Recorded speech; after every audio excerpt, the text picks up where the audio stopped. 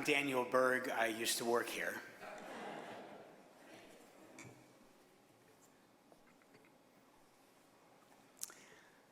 Last month, Osip Axelrod was planning to finally celebrate Hillel of Ukraine's 25th anniversary. It had been delayed due to COVID, and Osip was excited to move forward.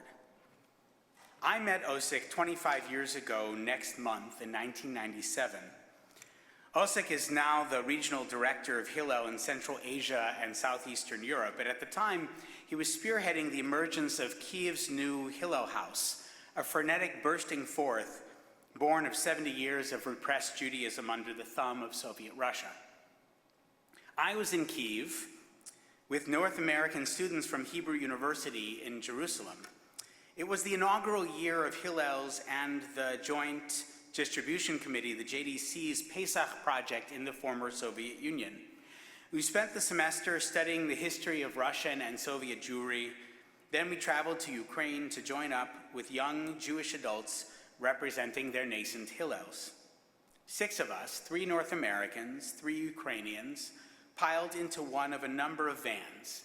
We had a driver, we had a security guard, we had a mission to lead Pesach Seders in cities and shtetls dotting southwestern Ukraine.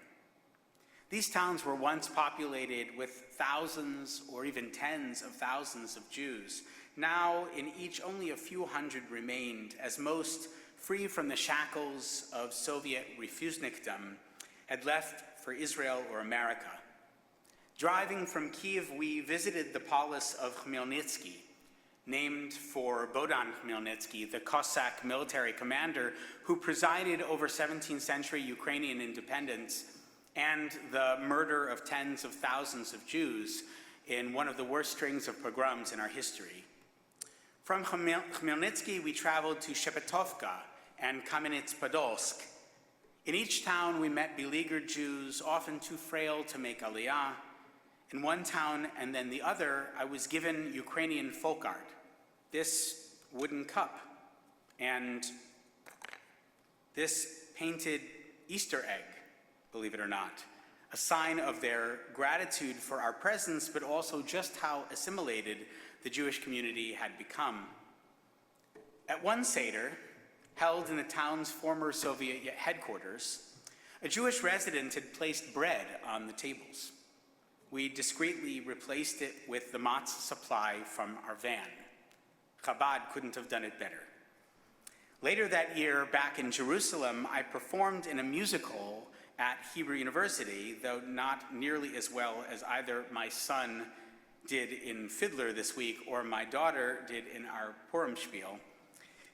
One audience member at that play on Mount Scopus was a young, smart, and beautiful Miriam Katzen. In her first year of rabbinical school at HUC, we didn't meet that year, but years later I would learn that her grandfather was born in Shepetovka, and her great-grandfather in Kamenets-Podolsk, 2 of the towns I'd visited that April in southwestern Ukraine and where I got those gifts. But back to Osip Axelrod, the Hillel director who is hoping to celebrate Ukrainian Hillel's 25th anniversary. Instead, of course, as of last week, he was holed up with his family in a hotel room in Lviv. From that hotel room, he spent the week trying to contend with the aftermath of the Russian bombing of Kharkiv's Hillel chapter. One young man from that chapter was named Seraphim Sabaronsky. Seraphim Sabaronsky was a proud Jew and son of Ukraine, JTA reported this week.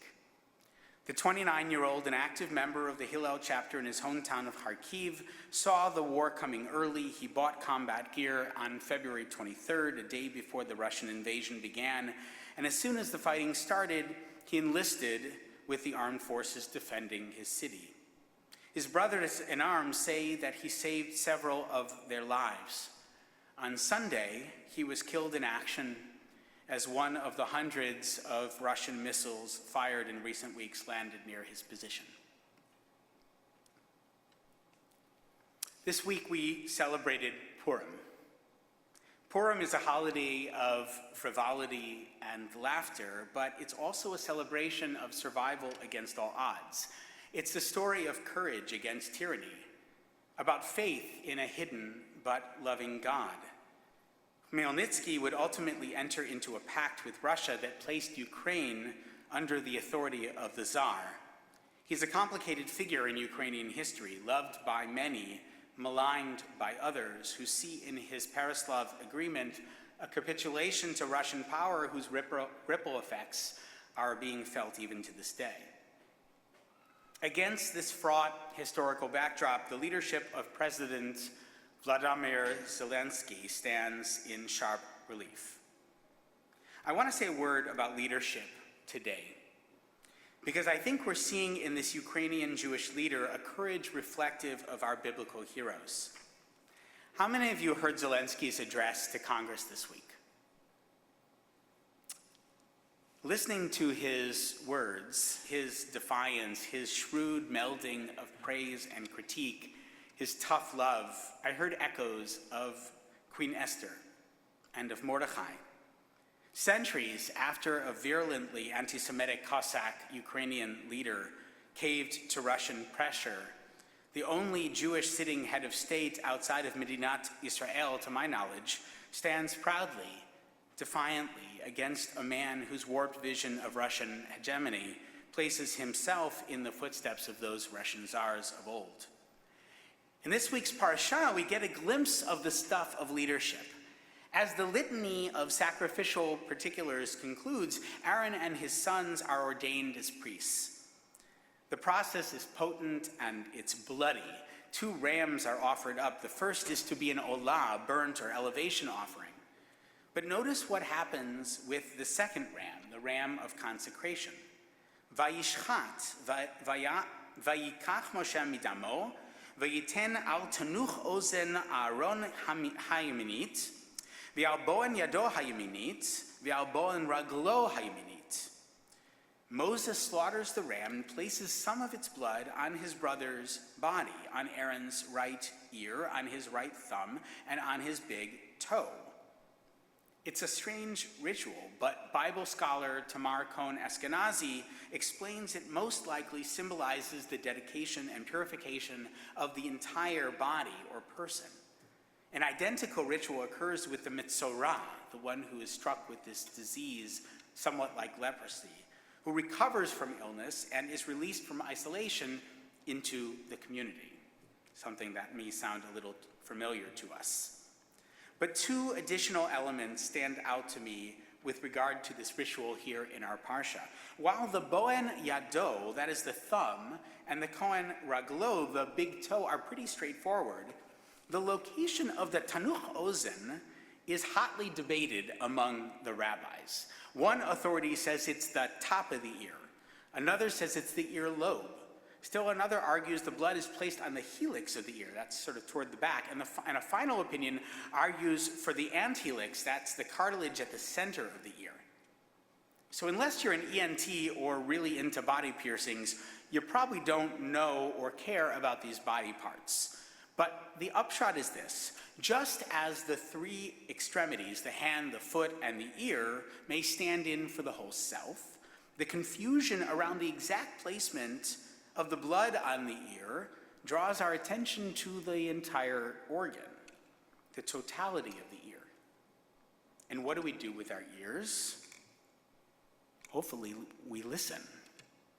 Leaders will talk, to be sure, but it's only leaders who hear, who really pay attention, that are worthy of sanctification. A second observation about this verse. The first word, vayishchat, features the rarest trope, occurring only 4 times in the entire Torah. 3 times in Genesis and here. And it only shows up 3 more times in the entire Tanakh.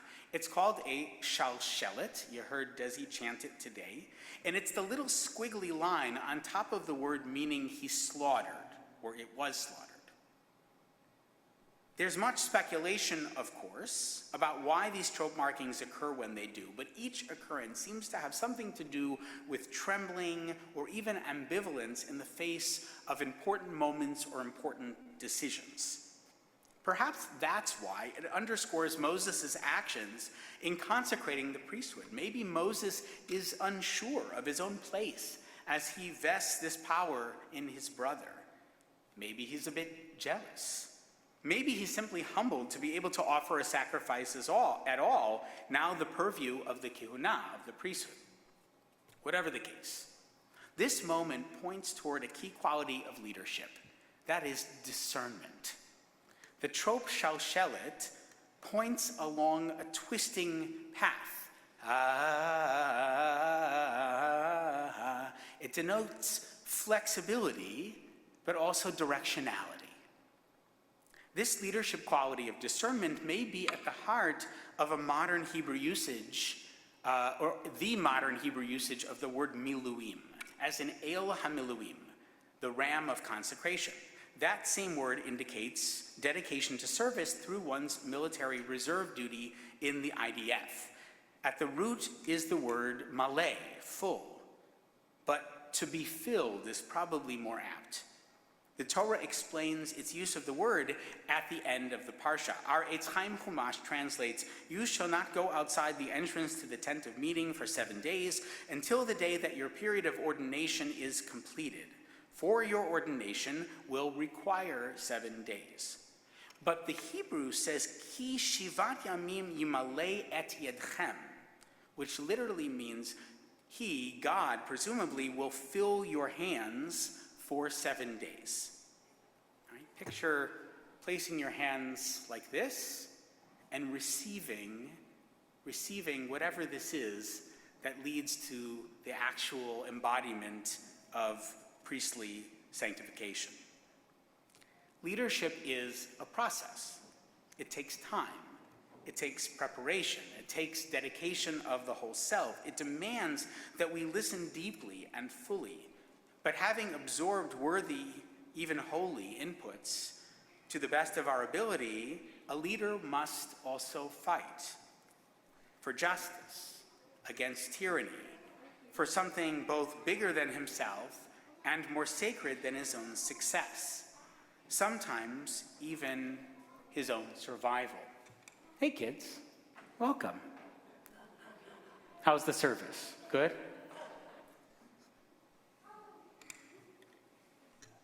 As you know, Zelensky and Trump have something in common. They both came to prominence through television, through media. But while the last American president would rather risk others to save himself, and I think it's safe to say almost certainly not himself to save others, Zelensky stands in the breach. The miluim of average Ukrainians is at hand. Their leader has become an international hero because when he effectively uses film and language, when he tugs at our heartstrings and demands the world pay attention to his people's suffering, it feels curricular, not crafty. It's shrewd, not manipulative.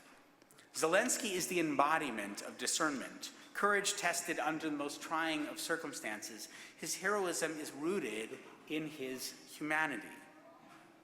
It was that same discernment that drove Mordecai to resist bowing down to Haman, I think. It was discernment leading to self-sacrifice that led Esther to approach the king, uninvited, to plead her people's case and avert genocide. We too often, I think, dismiss Purim as a silly holiday. It's not silly. Perhaps it's the most serious of all because it challenges us to confront a world in which, in the words of Yehuda Kurtzer, no one is coming to rescue us. The Megillah is a tale of Jewish powerlessness, but also the discernment required to assemble Jewish power, and then to find a viable path forward. So important is Purim, teach Chazal, teach our sages, that if there should come a time when all holidays will no longer be celebrated, guess what? Purim will still be observed. Why? Rav Avdimi explains in the Talmud, even though the Jewish people received the Torah at Sinai, it should be understood that they were coerced, that God suspended the mountain over them in this particular midrash, and said, if you will accept Torah, fine, but if not, here I shall bury you. The sage Rava underscores the problem and offers also a solution. Since the Sinai covenant was entered into under duress, a person might plausibly argue that he is not obligated to abide by it. When was this remedied? When did the Jewish people fully accept their part in the covenantal relationship? On Purim. Purim is the answer to the question of Sinai, when the voice from heaven is now silent and no one is coming to rescue us. Purim is Jewish agency in a world of pain and possibility. It's a celebration, not of supernatural miracles, but of discernment, of courage, and of dedication through sacrifice. Just a few months ago, a Jewish president of a fledgling democracy stood proudly to dedicate a new memorial to the victims of Babi Yar. This week, that same leader, whose family members perished in the Shoah, was finally invited to address the leaders of one of the world's oldest modern democracies. What was he thinking last month when he determined to remain in Ukraine, to put his own life on the line alongside his people's? Perhaps he was thinking much the same as Queen Esther when she entered the halls of power. Then I shall go to the king, though it be contrary to the law, the chasher avadati, avadati. And if I am to perish, I shall perish. What was Zelensky thinking when he scolded the German leadership, when he called our Congress to task on Erev Purim? Perhaps he was thinking about Mordechai's question to his niece, which is really the question every leader of consequence must ask in consequential moments. Mi yodea, im le'et kazot higat lemachut. Who knows? Perhaps leadership came to you in this moment for precisely this. Shabbat Shalom.